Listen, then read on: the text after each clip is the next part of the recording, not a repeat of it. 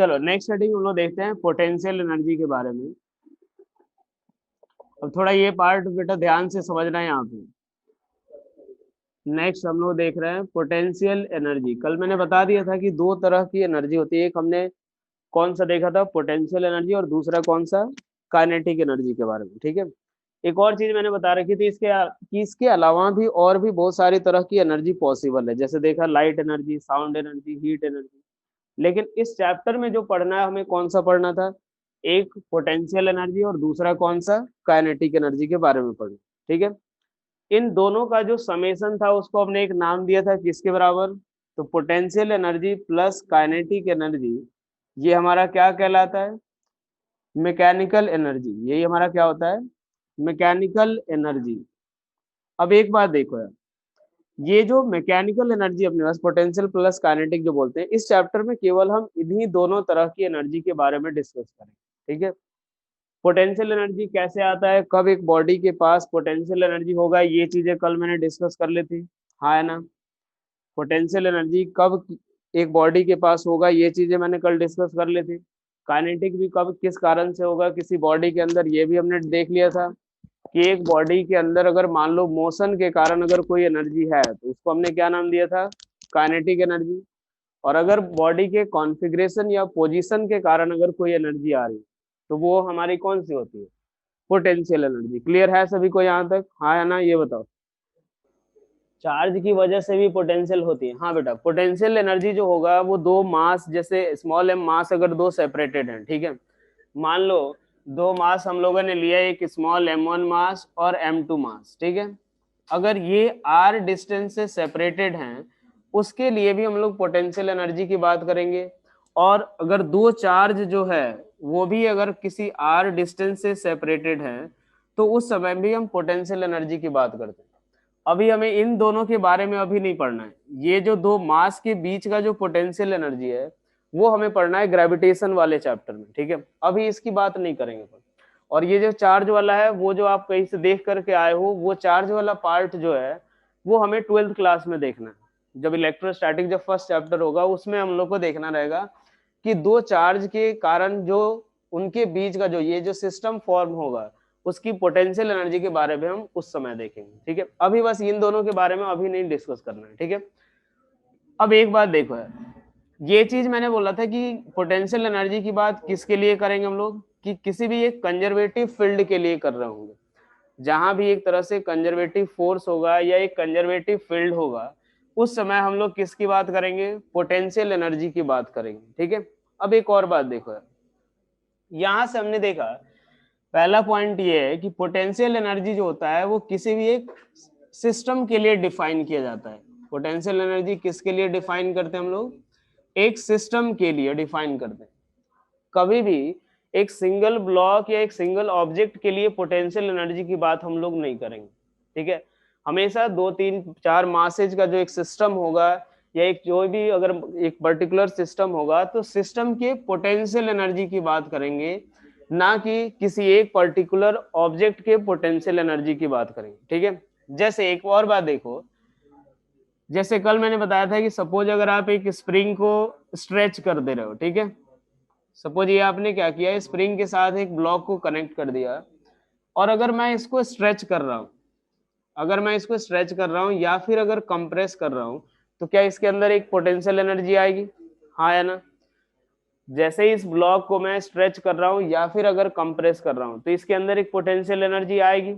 मैंने बता दिया था कि कैसे वो चीज हम लोग एग्जामिन करेंगे, कैसे फील करेंगे कि हाँ इसके अंदर पोटेंशियल एनर्जी है। ठीक है। क्यों, क्योंकि जैसे ही अगर आप एलोंगेट या कंप्रेस करोगे तो इसके अंदर इस ब्लॉक के ऊपर वर्क करने की एक कैपेबिलिटी आएगी। ठीक है। और वर्क करने की वो कैपेबिलिटी किसके कारण से है, तो आप इसका कॉन्फ़िगरेशन चेंज कर रहे हो, तो ऑब्वियसली इसके अंदर कैसी एनर्जी आएगी, पोटेंशियल एनर्जी। ठीक है। अब एक बात देखो, हम लोग ऐसे ही बोल देते हैं कि स्प्रिंग के अंदर एनर्जी कितनी स्टोर हो गई, ठीक है, लेकिन ये गलत होता है। स्प्रिंग के अंदर हम केवल ऐसा नहीं बोल सकते हैं कि स्प्रिंग की एनर्जी। मैंने अभी क्या बताया कि जब भी अगर हम पोटेंशियल एनर्जी की बात करेंगे, एक किसी भी एक सिस्टम या किसी भी एक कॉन्फ़िगरेशन के लिए बात करेंगे। ठीक है। यानी जो यहाँ जो इलास्टिक पोटेंशियल एनर्जी अगर हम बात कर रहे हैं, इलास्टिक पोटेंशियल एनर्जी, तो ये इलास्टिक पोटेंशियल एनर्जी हम किसके लिए बात करेंगे? तो स्प्रिंग प्लस मास के लिए जो इलास्टिक पोटेंशियल एनर्जी होगी वो किसके लिए डिफाइंड होगी? स्प्रिंग मास सिस्टम के लिए डिफाइन होगी।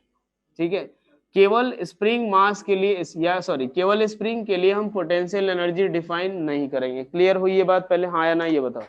रफली हम लोग ये बोल देते हैं कि स्प्रिंग के अंदर कितनी एनर्जी स्टोर हुई, लेकिन अगर हम पोटेंशियल एनर्जी की बात कर रहे हैं तो हम स्प्रिंग मास सिस्टम की पोटेंशियल एनर्जी की बात करेंगे। क्लियर ये पॉइंट, हाँ या ना? से पहले ये बताओ, क्या ये पॉइंट क्लियर हुआ सभी को? वैसे ही अगर मान लो हम लोग एक बात करते हैं कि जैसे मैंने कल एक बताया था कि सपोज ये अर्थ सरफेस है, इसके ऊपर अगर आप स्मॉल एम मास को किसी एच हाइट पे रखते हो तो भी इसके अंदर एक पोटेंशियल एनर्जी स्टोर होती है, हाँ या ना? ये भी बताया था मैंने कि अगर मान लो इस स्मॉल एम मास को किसी एच हाइट पे रखते हैं तो भी इसके अंदर पोटेंशियल एनर्जी स्टोर होती है। ठीक है, तो ये जो पोटेंशियल एनर्जी होती है हम ये बोल देते हैं कि हाँ यार इस ब्लॉक की पोटेंशियल एनर्जी कितनी होती है, ये हम बोल देते हैं। लेकिन ये बोलना हमारा गलत होता है। हम पोटेंशियल एनर्जी की जब बात करेंगे तो किसके लिए बात करेंगे? अर्थ प्लस ब्लॉक सिस्टम के लिए। किसके लिए? अर्थ प्लस ब्लॉक सिस्टम के लिए पोटेंशियल एनर्जी की बात करेंगे। केवल किसी एक ब्लॉक की पोटेंशियल एनर्जी हम लोग डिफाइन नहीं कर सकते हैं। ठीक है, हमें जब भी डिफाइन करना होगा पोटेंशियल एनर्जी किसके लिए डिफाइन करेंगे? तो एक सिस्टम के लिए डिफाइन करेंगे या किसी पर्टिकुलर कॉन्फ़िगरेशन के लिए डिफाइन करेंगे। क्लियर हो गया ये चीजें? रफली हम लोग बोलते हैं कि हाँ यार इस ब्लॉक की पोटेंशियल एनर्जी बता दो या स्प्रिंग के अंदर कितनी पोटेंशियल एनर्जी स्टोर हुई वो बता दो, लेकिन ये सही नहीं होता है। सही क्या होगा कि स्प्रिंग प्लस मास सिस्टम जो है उसकी पोटेंशियल एनर्जी क्या होगी, या अर्थ प्लस ब्लॉक का जो एक सिस्टम है उसकी पोटेंशियल एनर्जी क्या होगी। क्लियर? तो एक पॉइंट लिखो यहाँ पे, एक पॉइंट लिख लो यहाँ पे, potential energy is always defined, एक पॉइंट लिख लो, potential energy is always defined for a system of particles. Potential energy is always defined for a system of particles or any configuration. Potential energy is always defined for a system of particles or any configuration. ठीक है, यहां से देख लो, ये लिखना कि potential energy of spring, ये गलत है। पोटेंशियल एनर्जी ऑफ स्प्रिंग जो है वो किसके लिए डिफाइन करेंगे? स्प्रिंग मास सिस्टम के लिए। यहाँ पे पोटेंशियल एनर्जी किसके लिए डिफाइन करेंगे? तो अर्थ प्लस ब्लॉक सिस्टम के लिए। क्लियर हो गई ये चीजें, हाँ या ना? ये बताओ भाई, फटाफट बोलो, क्लियर हो गया? चलो, अब इसके बाद हम लोग देखते हैं कि हमेशा हम लोग चेंज इन पोटेंशियल एनर्जी की बात करेंगे। एब्सोल्यूट पोटेंशियल एनर्जी जो होता है वो डिफाइन हम लोग नहीं कर सकते। जैसे मान लो अगर अब ये अगर एक अर्थ ये अगर लिया हमने, ठीक है, अगर एक बात सोचना यहाँ पे जरा, ये मान लो ये अर्थ यहाँ पे ले लिया, अर्थ सरफेस ये है, और यहाँ पे एक स्मॉल एम मास लिया हुआ है। ये इससे कितनी हाइट पे है? h1 हाइट ऊपर पे, ठीक है। यहां से इस अर्थ सरफेस से h1 हाइट ऊपर है। अगर मान लो ग्राउंड सरफेस या अर्थ सरफेस अगर यहाँ पे होता, जो कि यहां से अगर ये ब्लॉक कितनी हाइट पे हो? h2 हाइट पे हो, ठीक है। तो अब एक बात बताओ, हमने क्या किया कि मैं बोल रहा हूँ कि जब एक ब्लॉक यहाँ पे रखा हुआ है, जैसे मैंने क्या बोला था कि इसके अंदर पोटेंशियल एनर्जी आप कैसे स्टोर मानते हो? क्योंकि ये जो ब्लॉक है, ये जो ब्लॉक है, ये जब इस बॉल के ऊपर गिरेगा इस बॉल को डिस्प्लेस कर सकता है, यानी इस ऑब्जेक्ट के अंदर ये कैपेसिटी है कि इस बॉल को डिस्प्लेस कर पाए, यानी इस बॉल के ऊपर वर्क कर सके, ठीक है। अब एक बात सोचो कि यही बॉल अगर मान लो यहाँ पे रहता, यही बॉल किस पॉइंट पे रहे? इस वाले पॉइंट पे, तो जब यहां से अगर गिरेगा इस बॉल पे तो किस केस में ज्यादा डिस्प्लेस करेगा? पहले वाले केस में या दूसरे वाले केस में? सेम ही ब्लॉक गिर रहा है, ठीक है, लेकिन एक बार इस वाले बॉल पे गिर रहा है, एक बार इस वाले बॉल पे गिर रहा है। मैं ये बोल रहा हूँ कि किस बॉल पे गिरेगा तो उस ऑब्जेक्ट उस बॉल को ज्यादा डिस्प्लेस कर पाएगा, फर्स्ट या सेकंड? फर्स्ट वाले को करेगा। यानी हम ये बोलेंगे कि इस ब्लॉक के अंदर इस सरफेस के रेस्पेक्ट में ज्यादा पोटेंशियल एनर्जी है, हाँ या ना? इस बॉल ब्लॉक के अंदर इस सरफेस के कंपैरिजन में ज्यादा पोटेंशियल एनर्जी है in comparison to this surface, हाँ या ना? अब एक बात देखो, एक ही ब्लॉक एक ही पोजीशन पे है, लेकिन यहाँ पे इस सरफेस के रेस्पेक्ट में पोटेंशियल एनर्जी ज्यादा है, इस सरफेस के रेस्पेक्ट में पोटेंशियल एनर्जी कम है। तो हम ये यहाँ से क्या बोल सकते हैं कि पोटेंशियल, एब्सोल्यूट पोटेंशियल एनर्जी हम लोग डिफाइन नहीं कर सकते, हाँ या ना? कि किसी ऑब्जेक्ट के अंदर एक्चुअल या एब्सोल्यूट पोटेंशियल एनर्जी कितनी है वो हम डिफाइन नहीं कर सकते, हाँ या ना? ये बताओ। यहाँ से हमने देख लिया इसके अंदर इसके रेस्पेक्ट में ज्यादा वर्क करने की कैपेसिटी इस ब्लॉक और इसके रेस्पेक्ट में कम है, यानी इसके रेस्पेक्ट में पोटेंशियल एनर्जी ज्यादा और इसके रेस्पेक्ट में कम है, यानी एब्सोल्यूट पोटेंशियल एनर्जी हम लोग डिफाइन नहीं कर सकते। जब भी अगर हमें पोटेंशियल एनर्जी डिफाइन करना हो तो हमेशा एक रेफरेंस पॉइंट लेना पड़ेगा। क्लियर ये चीज, हाँ या ना? ये बताओ। अगर हमें किसी भी ऑब्जेक्ट की पोटेंशियल एनर्जी डिफाइन करनी है तो उसके लिए हमें क्या डिफाइन करना पड़ेगा? एक रेफरेंस पॉइंट डिफाइन करना पड़ेगा जिसके रेस्पेक्ट में हम किसी ऑब्जेक्ट की पोटेंशियल एनर्जी डिफाइन करेंगे। तो हमें यहां से क्या लिख सकते हैं? Potential energy is always defined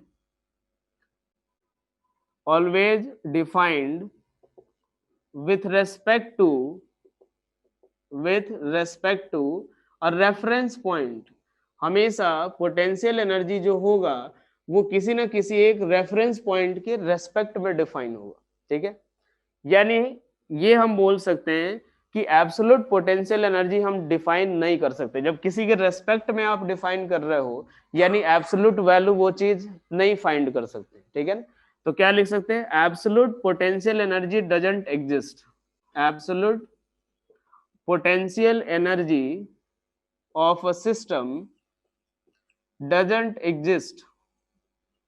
किसी भी सिस्टम की जो एब्सोल्यूट पोटेंशियल एनर्जी है वो एग्जिस्ट नहीं करती है। ऑलवेज क्या एग्जिस्ट करेगा? Change in potential energy. जो चेंज इन पोटेंशियल एनर्जी को कैसे लिखेंगे? डेल्टा यू से। यू हमारा क्या है? पोटेंशियल एनर्जी और डेल्टा क्या है? चेंज। तो बेसिकली ये रहेगा क्या? चेंज इन पोटेंशियल एनर्जी जो होगा वो एग्जिस्ट करेगा। क्लियर ये पॉइंट सभी को, हाँ या ना? ये बताओ भाई, ये कंफ्यूजन कोई नहीं रहना चाहिए कि हाँ यार ये चेंज इन पोटेंशियल एनर्जी की बात हम क्यों कर रहे हैं, हमेशा हम एब्सोल्यूट पोटेंशियल एनर्जी क्यों नहीं डिफाइन कर पा रहे हैं। यहाँ से हम लोग देख सकते हैं इस वाले एग्जांपल से, सेम ब्लॉक, इसके रेस्पेक्ट में ये क्या है? इसके रेस्पेक्ट में इसके अंदर ज्यादा पोटेंशियल एनर्जी, इसके रेस्पेक्ट में कम, ठीक है? क्या ये चीज क्लियर होगी यहाँ तक सभी को कि डेल्टा यू जो होगा चेंज इन पोटेंशियल एनर्जी वो एग्जिस्ट करेगा, एब्सोल्यूट पोटेंशियल एनर्जी एग्जिस्ट नहीं करेगा। और पोटेंशियल एनर्जी हमेशा क्या होगा? डिफाइंड होगा तभी जब आप एक रेफरेंस पॉइंट लोगे, ठीक है? चलो यार, ये बात हमेशा ध्यान रखना बेटा कि जब भी आप अगर पोटेंशियल एनर्जी लिखने जा रहे हो किसी भी ऑब्जेक्ट का, किसी भी सिस्टम का, तो आप एक रेफरेंस पॉइंट जरूर ले लिया करो। हाँ, यहाँ पे जो सरफेस होगा वो हमारा रेफरेंस पॉइंट होगा, क्योंकि हम इसके पोटेंशियल एनर्जी की बात कब कर रहे हैं? इसके रेस्पेक्ट में या इसके रेस्पेक्ट में, ठीक है? चलो अगला पॉइंट हम लोग देखते हैं। अब एक बात देखो यार, जब भी अगर हम कोई वर्क करते हैं किसी भी ऑब्जेक्ट पे, तो कल मैंने बताया था कि बेसिकली हम क्या करते हैं? अपनी एनर्जी उस ऑब्जेक्ट को ट्रांसफर करते हैं, हाँ या ना? जब भी अगर हम किसी भी ऑब्जेक्ट के ऊपर वर्क करते हैं तो हम क्या करते हैं कि उस ऑब्जेक्ट के अंदर या उस ऑब्जेक्ट को हम लोग अपनी एनर्जी ट्रांसफर करते हैं। अब वो एनर्जी जो हम ट्रांसफर कर रहे हैं वो दो पार्ट में जा सकता है। हो सकता है क्या हो कि उससे उसकी पोटेंशियल एनर्जी के फॉर्म में चला जाए या उसकी काइनेटिक एनर्जी के फॉर्म में, हाँ या ना? अगर मान लो मैंने किसी ऑब्जेक्ट को के ऊपर वर्क कर रहा हूँ, अब यानी मैं एनर्जी ट्रांसफर कर रहा हूँ, तो हो सकता है कि वो एनर्जी उस ऑब्जेक्ट की पोटेंशियल एनर्जी के फॉर्म में चला जाए या उस ऑब्जेक्ट की काइनेटिक एनर्जी के फॉर्म में चला जाए, हाँ या ना? ये बताओ भाई, दोनों फॉर्म में जा सकता है। तो देखो यार, जब भी अगर हम पोटेंशियल एनर्जी डिफाइन करेंगे ना, जब भी अगर किसी के ऊपर वर्क करेंगे और पोटेंशियल एनर्जी हमें डिफाइन करना हो, तो उस केस में ऑब्जेक्ट को हम लोग क्या करेंगे? ऑब्जेक्ट को हम लोग स्लोली मूव कराएंगे, वेरी स्लोली, ठीक है ना? वेरी स्लोली मूव क्यों कराएंगे? जैसे मान लो अगर हम लोग सपोज एक काम करते हैं, ग्रेविटेशनल पोटेंशियल एनर्जी की बात करते हैं। किसकी? Gravitational potential energy. ठीक है, ये चीज मैंने बताया था कि पोटेंशियल एनर्जी किसके लिए डिफाइन होगा? कंजर्वेटिव फील्ड के लिए या कंजर्वेटिव फोर्स के लिए। हाँ, मैं बता रहा हूँ कि जैसे मान लो, ये बोल रहा हूँ कि अगर जब भी अगर किसी ऑब्जेक्ट के ऊपर अगर हम वर्क कर रहे हैं, ठीक है, तो जब भी अगर हम किसी ऑब्जेक्ट के ऊपर अगर वर्क करेंगे, तो हो सकता है कि उस वो जो एनर्जी दे रहे हैं उसको, वर्क करने का मतलब भी क्या होता है? Transfer of energy. यानी अगर आप एनर्जी सॉरी वर्क कर रहे हो किसी ऑब्जेक्ट के ऊपर, तो वो किसके फॉर्म में जा सकता है वो एनर्जी? या तो उसका पोजीशन चेंज कर सकता है, या कॉन्फ़िगरेशन चेंज कर सकता है, या उसकी वेलोसिटी बढ़ा सकता है, या दोनों काम कर सकता है। हाँ है ना? अगर जैसे मान लो सपोज मैं एक काम करूं कि ये स्मॉल एम मास को, अगर ये कुछ एच हाइट पे है, ठीक है भाई, अगर मैंने इसको रिलीज कर दिया, अब जैसे इसको रिलीज करोगे तो इस पे कौन वर्क करेगा? mg। अब mg जो वर्क कर रहा है, तो उससे क्या हो रहा है यहाँ पे? तो ये इसकी पोटेंशियल एनर्जी कम चेंज हो रही है, इसकी पोटेंशियल एनर्जी क्या हो रही है? चेंज हो रही है। और इसकी वेलोसिटी भी चेंज हो रही है, यानी काइनेटिक एनर्जी भी चेंज हो रही है। तो जो भी वर्क करेंगे, तो हो सकता है कि एक ऑब्जेक्ट की पोटेंशियल एनर्जी में भी चेंज आ जाए और काइनेटिक एनर्जी में भी चेंज आ जाए। तो हम क्या करेंगे कि जब भी अगर हमें पोटेंशियल एनर्जी में चेंज निकालना हो या पोटेंशियल एनर्जी निकालना हो, तो क्या करते हैं हमेशा कि ऑब्जेक्ट को स्लोली मूव कराते हैं। अगर बिल्कुल धीरे धीरे आप मूव करा रहे हो, तो क्या उसमें कोई वेलोसिटी रहेगी? हाँ है ना? अगर आप बिल्कुल धीरे धीरे मूव करा रहे हो, तो क्या उस ऑब्जेक्ट के पास कोई वेलोसिटी रहेगी क्या? नहीं। अगर वेलोसिटी नहीं, यानी कोई मोशन नहीं, यानी उसके पास कोई काइनेटिक एनर्जी नहीं। क्या बोलते हो? हाँ है ना? और अगर कोई काइनेटिक एनर्जी नहीं, मतलब जितना हम एनर्जी ट्रांसफर करेंगे सारा का सारा किस में चला जाएगा? पोटेंशियल एनर्जी के फॉर्म में। हाँ कि ना? मैंने क्या बोला कि अगर मान लो आप किसी भी ऑब्जेक्ट को बिल्कुल धीरे धीरे मूव करा रहे हो, ठीक है, धीरे धीरे अगर मूव करा रहे हो, तो उसमें कोई वेलोसिटी नहीं, यानी उसके पास कोई काइनेटिक एनर्जी नहीं। क्यों? क्योंकि मोशन के कारण जो एनर्जी होती है वो हम लोग क्या बोलते हैं? Kinetic energy. जब अगर कोई काइनेटिक एनर्जी नहीं, मतलब जितना हमने वर्क किया, यानी जितना एनर्जी ट्रांसफर किया, उससे कौन सी चीज चेंज हुई होगी? Potential energy. क्या ये पॉइंट पे क्लियर हुआ सभी को कि जो भी हमने वर्क किया उससे कौन सी चीज चेंज हुई? पोटेंशियल एनर्जी चेंज हुई। यानी अगर हम लोग पोटेंशियल एनर्जी डिफाइन करना चाहते हैं, तो क्या करते हैं काम कि वर्क करो, वर्क डन निकालो, और ऑब्जेक्ट को कैसे मूव करा दो? स्लोली। स्लोली मूव कराओगे, जितना वर्क करोगे उतना ही पोटेंशियल एनर्जी में चेंज होगा, वहां से निकल जाएगा। पहले प्रोसेस पता चला अपने को कि क्या हम लोग करने वाले एक्चुअली। हमें पता है कि जब भी हम वर्क करते हैं तो एनर्जी का ट्रांसफर करते हैं, और वो एनर्जी दो पार्ट में जा सकता है, पोटेंशियल और काइनेटिक दोनों के फॉर्म में।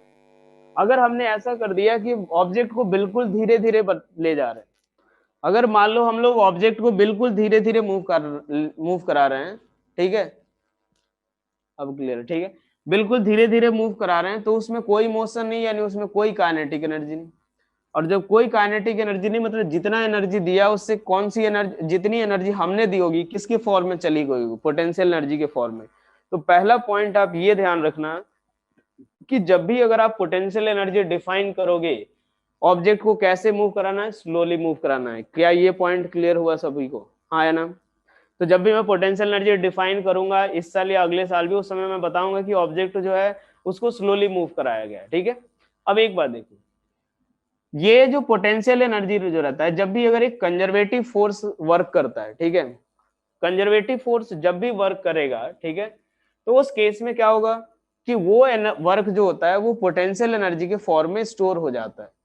वो वर्क क्या होता है? पोटेंशियल एनर्जी के फॉर्म में स्टोर हो जाता है। जैसे मैंने एक लाइन लिखाई होगी कि यार work done by conservative force जो होता है वो कंजर्व रहता है, बताया था मैंने। Work done by conservative force जो होता है वो कैसा होता है? कंजर्व होता है।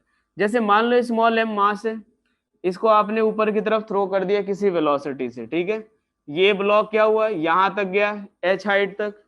जब ये एच हाइट तक गया तो work done by M G कितना होगा? तो ये हमने निकाला था माइनस एम जी के बराबर, एम जी इंटू एच के बराबर। हाँ है ना? जब ये वापस लौट करके आएगा तो क्या फिर से ये v वेलोसिटी से ये स्ट्राइक करेगा क्या? हाँ है ना? जब ये वापस लौट के आएगा फिर से v वेलोसिटी से, काइनेमेटिक्स में पढ़ रखा हमने, तो जब ये v वेलोसिटी से आएगा यानी जितनी एनर्जी हमने इसको दी थी वही एनर्जी से फिर वापस आ रहा है। हाँ है ना, यानी क्या हुआ यहाँ पे कि जो एनर्जी हमने इसको दी थी वो फिर से वापस आ गया, पहले ये एनर्जी किसी और फॉर्म में कन्वर्ट हुई फिर से वापस आ गई।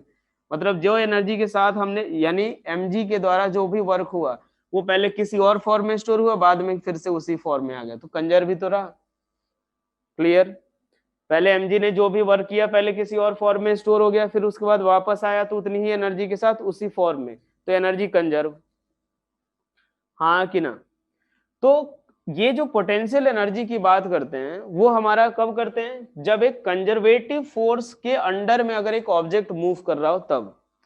जो पोटेंशियल एनर्जी की बात करते हैं वो किसके लिए बात करते हैं, कंजर्वेटिव फोर्स के लिए डिफाइन करते हैं। ठीक है, तो एक पॉइंट यहाँ पे लिख लेते हैं कि potential energy is defined, potential energy is defined किसके लिए, only for conservative force, only for conservative forces.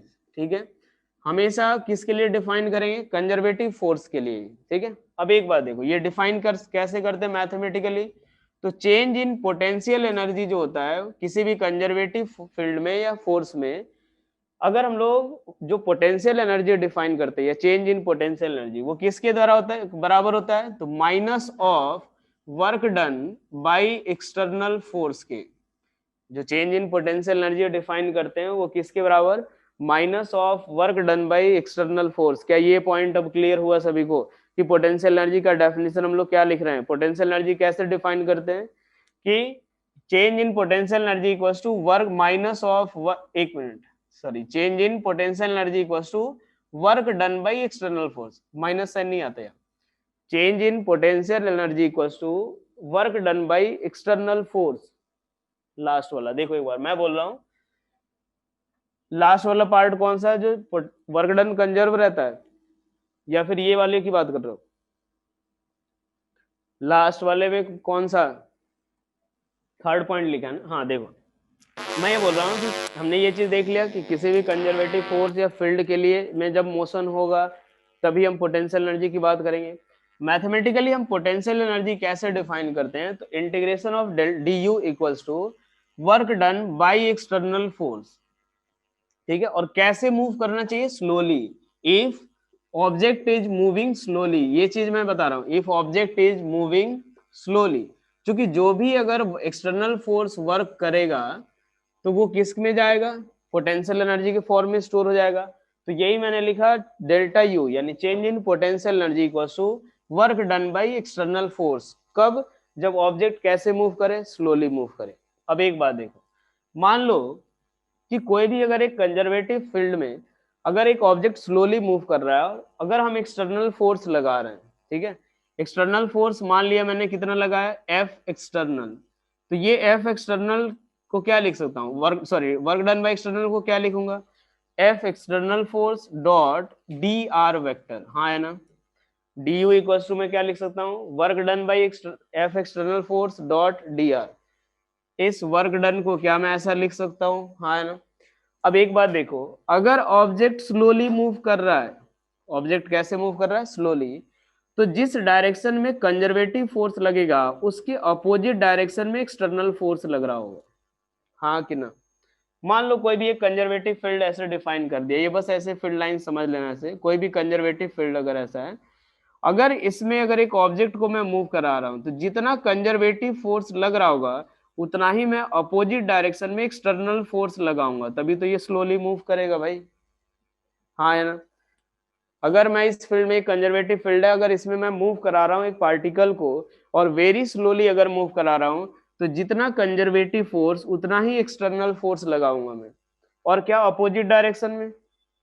तो क्या मैं ऐसे लिख सकता हूं कि F external equals to minus of F conservative force, ये लिख लूंगा, F external equals to minus of F conservative force, ये लिखूंगा। तो यहां से मैं क्या लिख सकता हूं कि minus of F conservative force dot D R vector, और F conservative dot D R किसके बराबर है, तो minus of integration of work done by conservative force, minus of work done by conservative force. तो एक यहाँ रिलेशन जो आ रहा है ये काफी इंपॉर्टेंट रिलेशन है, ध्यान रखना है कि डी यू का integration equals to integration of work done by external force और equals to minus of integration of work done by conservative force. अगर ये ऐसे लिखे delta U equals to work done by external force equals to minus of work done by conservative force. क्या यहाँ तक सभी को क्लियर हो गया, हाँ या ना? कि जब भी अगर हमें चेंज इन ये रिलेशन हमेशा ध्यान रखना, आगे चल के काफी काम आने वाला है पूरे 2 साल तक। ये क्लियर हो गया कैसे निकाला अपन ने मैथमेटिकली पोटेंशियल एनर्जी कैसे डिफाइन कर रहे हैं, ये सब क्लियर हो गया। कंजर्वेटिव फोर्स दोबारा बता दो बेटा, एक बार देख लेना जाकर के, पूरा एक लेक्चर उसी पे दिया था मैंने वीडियो का, एक लेक्चर पूरा कंजर्वेटिव फोर्स का है, आपको वीडियो मिल ही गई होगी शायद, मंडे को शायद बताया था मैंने, तो एक बार देख लेना उसमें कंजर्वेटिव फोर्स के बारे में, ठीक है।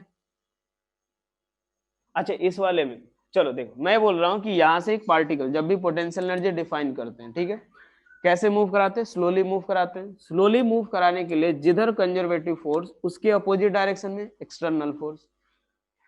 हमने ये चेंज इन पोटेंशियल एनर्जी कैसे डिफाइन किया, work done by external force, इसको क्या लिखेंगे, F external dot D R का इंटीग्रेशन। हम स्लोली मूव करा रहे हैं तो इस केस में क्या आएगा, जिधर कंजर्वेटिव फोर्स उसका अपोजिट सेम मैग्नीट्यूड का। एफ एक्सटर्नल को आप क्या लिखोगे, माइनस ऑफ एफ सी, यहाँ उठा के पुट कर दिया, और F C dot D R कितना, work done by conservative force. अब क्लियर हुआ, हाँ है ना? एक एग्जांपल अभी निकालेंगे बेटा, जब हम लोग ग्रेविटेशनल पोटेंशियल एनर्जी की बात करेंगे या स्प्रिंग जो इलास्टिक पोटेंशियल एनर्जी की बात करेंगे स्प्रिंग के अंदर, उस समय हम लोग निकालेंगे, ठीक है ना, अभी कैलकुलेट करेंगे। ये एक्सप्रेशन समझ आया कि मैथमेटिकली ये आया कैसे है और ये क्या बता रहा है, पहले ये चीज समझो। चलो ठीक है। अब एक बात देखो कि मान लो अगर हमारा कंजर्वेटिव फोर्स वगैरह कांस्टेंट हो, ठीक है, और एक केस हो सकता है कि कंजर्वेटिव फोर्स वेरिएबल भी हो सकता है, ठीक है, तो कैसे डिफाइन करेंगे पोटेंशियल एनर्जी? तो देखो यार हमने क्या लिखा, यहां से लिख लेते हैं case first if F conservative force is constant. अगर मान लो कंजर्वेटिव फोर्स कांस्टेंट हो, जैसे मान लो हमारा mg होता है, कांस्टेंट है, कंजर्वेटिव होता है, तो हमने ये डिफाइन क्या किया, D U equals to minus of F C dot D R, यही लिखा है, F C dot D R. अगर कांस्टेंट है तो एफ सी को क्या लिख सकता हूं मैं, एफ एक्स आई कैप प्लस एफ वाई जे कैप प्लस एफ जेड के कैप, और डी आर वेक्टर को मैं क्या लिख सकता हूं, तो डी एक्स आई कैप प्लस डी वाई जे कैप प्लस डी जेड के कैप, हाँ है ना? जो डी आर वेक्टर हो ऐसे लिख सकता हूं मैं। अब एक बार देखो, यहां से डी यू इक्वल्स टू क्या लिख सकते हैं, तो माइनस ऑफ एफ सी का X component dot D X minus F C का y component into D Y minus F C into F C का z component into D Z, यही आएगा भाई, हाँ है ना? जो हमने लिखा है एफ वेक्टर इक्वल्स टू ये आ गया, एफ एक्स आई कैप प्लस एफ वाई जे कैप प्लस एफ जेड के कैप, कोई भी कांस्टेंट होगा 2 3 4 जो भी रहे। अगर यहाँ पे हमने लिखा डी आर वेक्टर को D X D Y D Z ये के कैप, ठीक है, यहाँ से जो डॉट प्रोडक्ट करेंगे तो यही आएगा अपने, हाँ है ना?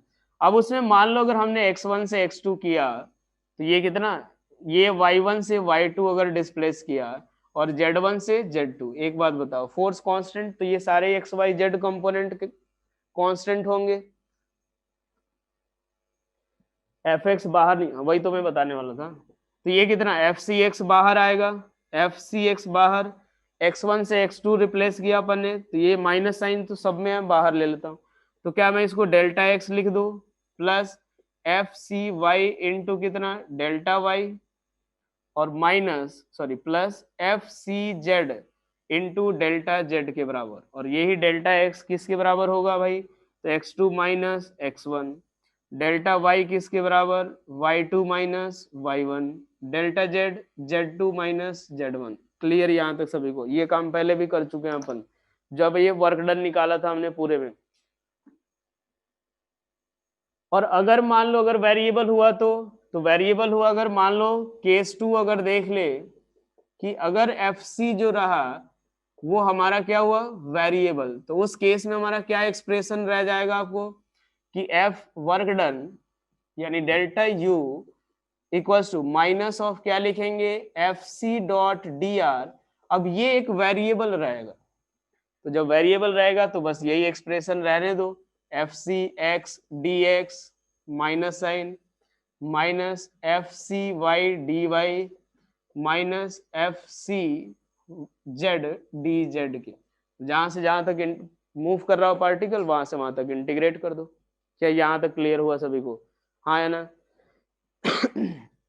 ये काम पहले ही कर चुके हम लोग, काफी सारे सवाल कर चुके हैं, work done force, constant force के द्वारा, वेरिएबल फोर्स के द्वारा, सारी चीजें निकाल चुके, बस एक्सप्रेशन मैंने दिखा दिया कि कभी आए तो ऐसा लिखा हुआ है तो समझ जाना कि हाँ ये चीज तो पढ़ ही चुके हैं हम लोग। चलो यार, अब एक बात देखते हैं कि दो तरह की पोटेंशियल एनर्जी जो हमें पढ़नी है, एक तो ग्रेविटेशनल और दूसरा कौन सा, इलास्टिक पोटेंशियल एनर्जी, उसकी वैल्यू निकाल लेते हैं।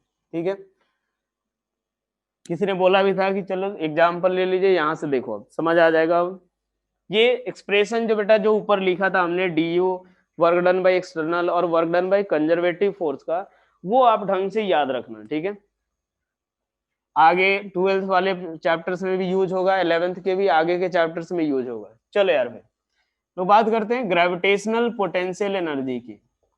किसकी? ग्रेविटेशनल पोटेंशियल एनर्जी की बात करते हैं। ठीक है, ग्रेविटेशनल पोटेंशियल एनर्जी की बात करते हैं। कांस्टेंट फोर्स है, मान लो ये ग्राउंड हो गया, यहाँ से एक स्मॉल एम मास लिया और इसको एच हाइट ऊपर उठा रहे, इसको एच हाइट ऊपर उठा रहे। एक बात बताओ, मैंने क्या बोला था कि जब भी आप पोटेंशियल एनर्जी डिफाइन करोगे तो पार्टिकल को कैसे मूव कराना है, काफी स्लोली, ताकि जो भी आप वर्क करो, ठीक है, वर्क डन जो भी अगर कंजर्वेटिव फोर्स के अगेंस्ट वर्क करो, सारा किस में चला जाए, पोटेंशियल एनर्जी में। हाँ या ना? यही बताया था ना। अब एक बात है, मान लो अगर इसको काफी स्लोली ले जाना है तो मुझे एक एफ एक्सटर्नल फोर्स ऊपर के डायरेक्शन में लगाना पड़ेगा और नीचे के डायरेक्शन में एम जी लग रहा होगा।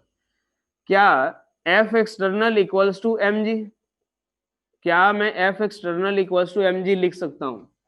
अब कुछ लोगों के दिमाग में ये आएगा कि सर जब F external equals to M G हो जाएगा तो ये ऊपर मूव कैसे करेगा? तो देखो यार, हमने क्या किया, मान लो 10 kg का ब्लॉक है, एम जी की वैल्यू कितनी, 100 न्यूटन, नीचे ऑलमोस्ट इक्वल, हाँ बिल्कुल। ये मान लो ये अपने पास क्या है, 10 kg है, 100 न्यूटन नीचे लगा। मैंने क्या किया, जस्ट थोड़ा सा 100 न्यूटन से जस्ट थोड़ा सा ज्यादा फोर्स स्टार्टिंग में लगाया, ये इसके पास एक वेलोसिटी आ जाएगी, बिल्कुल थोड़ी सी वेलोसिटी, और उसके बाद लगभग बराबर रख दो, धीरे धीरे मूव कर जाएगा। ठीक है, बिल्कुल इसको बराबर रखते हुए धीरे धीरे मूव करेगा, कितनी हाइट तक, एच हाइट तक।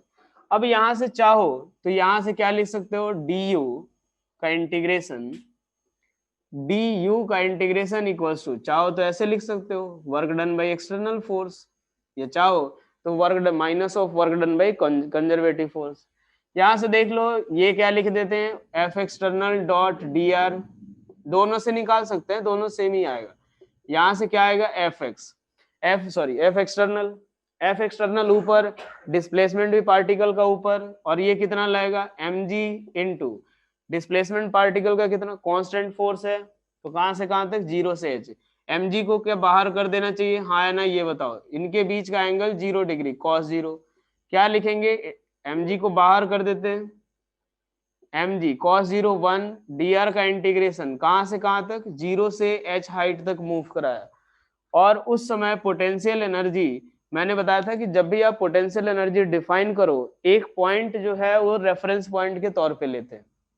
रेफरेंस पॉइंट पे हम पोटेंशियल एनर्जी मान लेते हैं 0, यू यहाँ पे कितना है, 0, यहाँ पे पोटेंशियल एनर्जी यू, तो यहाँ पे पोटेंशियल एनर्जी कितनी, 0 से u, यानी finally u minus 0 equals to M G into कितना, h के बराबर।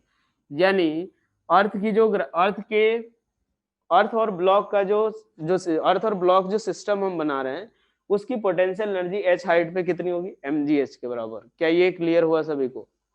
अगर मान लो कि मैंने H1 से H2 मूव करा दिया, H1 हाइट से अगर H2 हाइट तक मूव करा रहे हैं तो उस केस में मैं यहाँ पे क्या लेता, जरा ऐसे सोचो, अलग ही डायग्राम बना देता हूं मैं।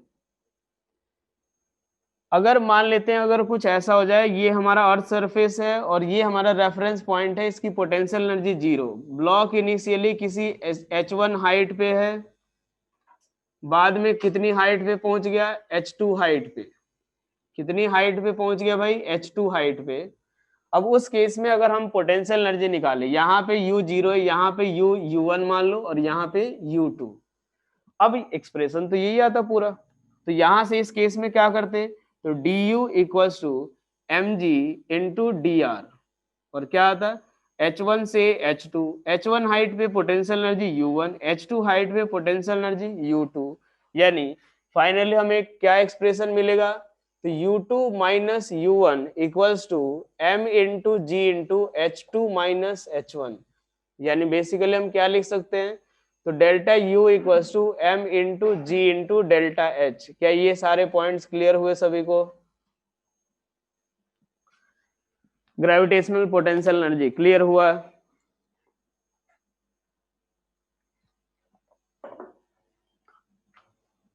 चलो यार अब आगे बढ़ते हैं। नेक्स्ट अब हम लोग देखते हैं किसके बारे में, elastic potential energy of spring. ठीक है,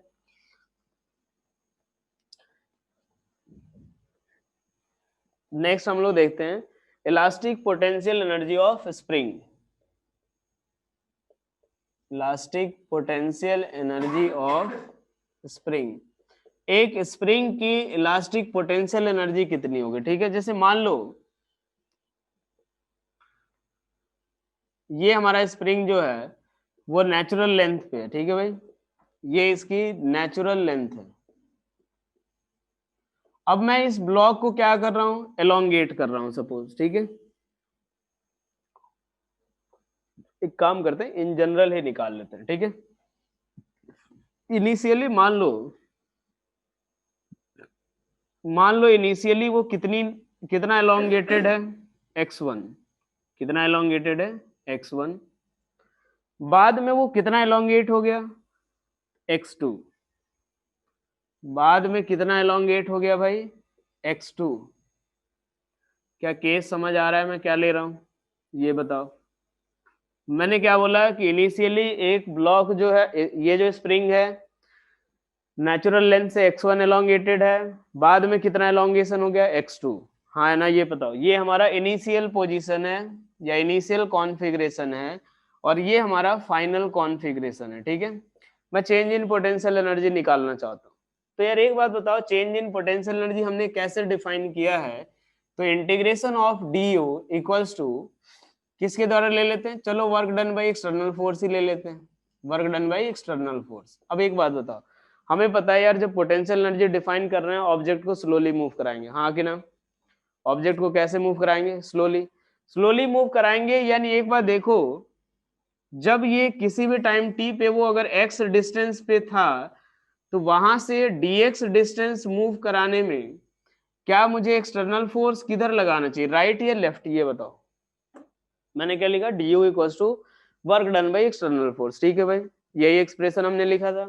तो मैं बोल रहा हूं कि जब यहां से आप x डिस्टेंस पे ले जाके dx डिस्प्लेसमेंट लगाओगे, तो एक्सटर्नल फोर्स किधर लगाओगे, सवाल पहले ध्यान से सुनो। एक्सटर्नल फोर्स किधर की तरफ लगाओगे, राइट या लेफ्ट। अगर आप इसको धीरे धीरे मूव करा रहे हो इधर, तो भाई एक्सटर्नल फोर्स राइट ही लगेगा ना। नमन कहां से लेफ्ट लग जाएगा भाई, एक बात बताओ, x डिस्टेंस पे है, यहां से dx डिस्प्लेसमेंट ला रहे हैं, तो ये राइट की तरफ मूव करेगा, हाँ है ना, और स्प्रिंग फोर्स लेफ्ट की तरफ लगेगा। तो अब एक बात देखो, क्या दोनों बराबर, क्या दोनों बराबर, एक मिनट भाई, ये x यहां से है, क्या दोनों बराबर, ये x यहां से एलोंगेशन हो गया ना, क्या दोनों बराबर। तो एक बात देखो, यहां से हम कितना फोर्स लगाएंगे, F एक्सटर्नल फोर्स, और ये किसके बराबर होगा, स्प्रिंग फोर्स के, और कितना होगा इसकी वैल्यू, kx के बराबर, हाँ है ना। F एक्सटर्नल फोर्स मैं इधर लगाऊंगा, मैग्नीट्यूड स्प्रिंग फोर्स के बराबर, और कितना होगा kx, एलोंगेशन कितना है, x। चलो यार अब पुट करते हैं यहां से, तो work done by external force क्या आएगा, kx इंटू डी एक्स। मैं कहां से कहां तक एलोंगेट कर रहा हूं, x1 से x2, तो क्या आएगा k इंटू एक्स dx का integration x square by 2 limit x1 से कहां तक, x2 तक, तो फाइनली क्या आएगा 1/2k into x2 square minus x1 square, यही हमारा क्या होगा du, यानी चेंज इन पोटेंशियल एनर्जी। अब ये क्या होगा एक्स यू की लिमिट, तो u1 से u2, यानी फाइनली क्या होगा, तो u2 माइनस u1 जो कि डेल्टा u होगा वो किसके बराबर, हाफ के into x2 square minus x1 square के बराबर। क्या ये चीज सभी को क्लियर हुआ, फटाफट बोलो हाँ या ना।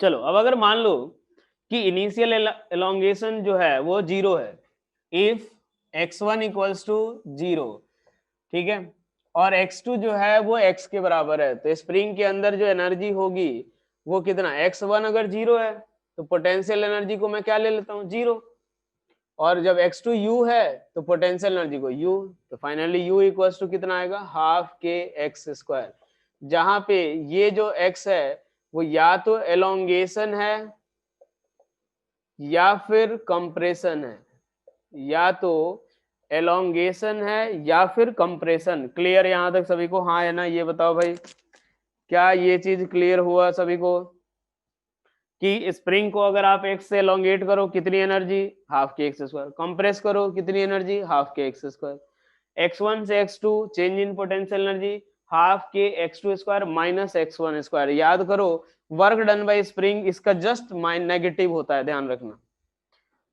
वर्क डन बाय स्प्रिंग जो होता है वो जस्ट इसका नेगेटिव होता है। क्लियर, ये बोलो भाई, वर्क डन बाय स्प्रिंग जो होगा जस्ट इसका नेगेटिव होता है। क्या यहां तक क्लियर हो गया।